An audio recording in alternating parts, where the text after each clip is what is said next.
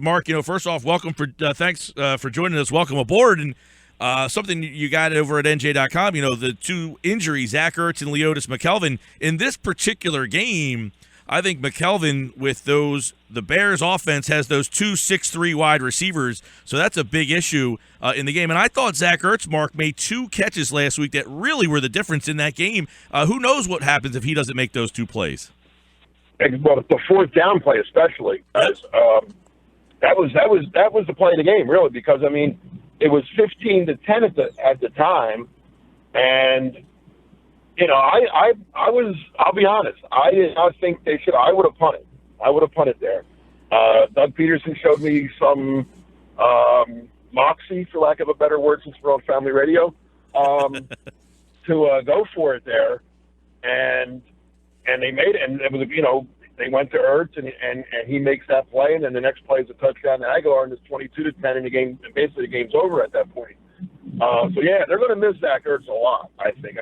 I love Trey Burton, great kid, great special teams guy, but he's only played 69 snaps of offense in his short, he's in 31 games. He's played 69 snaps of offense. So now maybe Trey could surprise us and have a great game, but in this offense, Zach Ertz is one of the most important people because he's the reliable guy. He's the guy that Carson Wentz is going to look for on that 4th and 4, on that 3rd and 5. And without him, it's not going to be easy. Yeah, no doubt. I'm intrigued because you brought up something about Burton, and I just was saying before you came on, Mark, so many times we hear, man, this guy had a really good camp, and then we never hear from that guy during the regular season. What's to make us think that Burton could be different? Yeah, well, I'll say this about Trey Burton. He is a great special teams player. That's how he made the team as a rookie, as an undrafted rookie out of Florida. And then, he has played well in preseason. Now, he hasn't gotten a lot of opportunity. Like I said, 69 snaps on offense in 2 years. A lot of that is because he's been playing behind, Zach Ertz and Brent Selleck, let's be honest, the Eagles, one of the strongest parts of their team is their tight ends. They have 2 very, very good. Brent Selleck's going to go down in the record books as one of the greatest tight ends in Eagles history.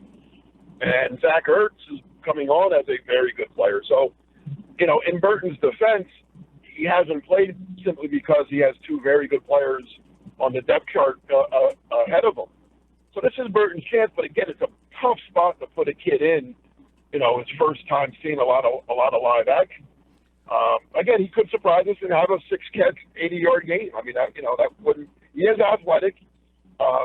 He has good speed. He has good hands. So we'll see. But again, I think this is a tough spot for the Eagles on the road, Monday Night Football, facing a Bears team that lost their opener. They're going to be kind of looking to have that. I want to call it a must-win in week 2, but it's a game the Bears need to win. And to be without one of your most reliable players isn't going to be easy. Well, and of course, the Eagles, we're talking with Mark Eckel, the Eagles are going to be without Ertz McKelvin potentially, and that's one area. The Bears certainly have some playmakers at wide receiver. Do you think the Bears are going to be able to exploit the Eagles because if there's no McKelvin? Well, I'll say this as nice as I can. I think they would have exploited Ertz McKelvin if he was playing. I don't think McKelvin. He's okay. I'll say that. But the Bears do have 2. They have Alshon Jeffrey, and I think that's the guy that they're going to be looking for. If I were the Eagles, and I don't think they're going to do this because they haven't done it in the past, and I don't know. They might. I would have Nolan Carroll shadow Jeffrey. I would just. I wouldn't play left to right. I would have Carroll. If Jeffrey lines up on the left, I'd have Carroll on him. If Jeffrey lines up on the right, I would have Carroll on him. I think Nolan Carroll is the Eagles' best cornerback, and I would just have him wherever Jeffrey is. He'd be on Jeffrey. I think the Bears are going to try to get Jeffrey matched up against. It looks like Jalen Mills, the rookie from LSU, is going to start on the outside if McKelvin can't go, and it doesn't look like he's going to go. So that's a matchup that the Bears, and again, Mills, this is a big stage for the rookie. The Eagles like him. They like him a lot. That's why they traded Eric Rowe. But again, tough spot for a rookie on Monday Night Football on the road. I mean, it's just a tough spot for him. Mark, the Eagles' D-line was a big factor against the Browns. You think we could see that again against the Bears? It better be. I mean, that's the say what you want about Jay Cutler, and most people say bad things about him. When he's good, he's good. If the Eagles get the good Jay Cutler, it could be a long night because, I mean, he's put up some good numbers in his career. He's had some big games. When he gets in a rhythm and he gets moving, Jay Cutler's a pretty good quarterback. Now, when he's not in rhythm and he's off to a bad start, and then he could be really bad. I mean, he'll throw picks, he'll make bad decisions. There's really no gray with Jay Cutler. He's either good or bad. And the way to make him bad is to get pressure on him early, bang him around a few times. So I think I would assume that's going to be the Eagles' game plan, is to try to get some pressure. And again, from the Bears' standpoint, they understand that, and they're going to try to keep him clean and keep him in the pocket and let him make plays against the secondary that is going to be without a starter and have a rookie out there starting. So yes, that's the key from the Eagles' defensive standpoint. I think is can they get the Cutler? Can they force him into becoming the bad Jay Cutler? Yeah, Mark Eckel's with us, NJ.com, and covered the Eagles since 1985. So you've seen a lot of quarterbacks come in and out of that place. Anything about this guy that makes him a little different that should make us say, hey, maybe we should believe in what we saw? I know it's very early, but is there something about him that maybe is a little different from the other guys, the Kevin Cobbs, the Bobby Hoyings, the Nick Foles, who all came out on fire but fizzled out?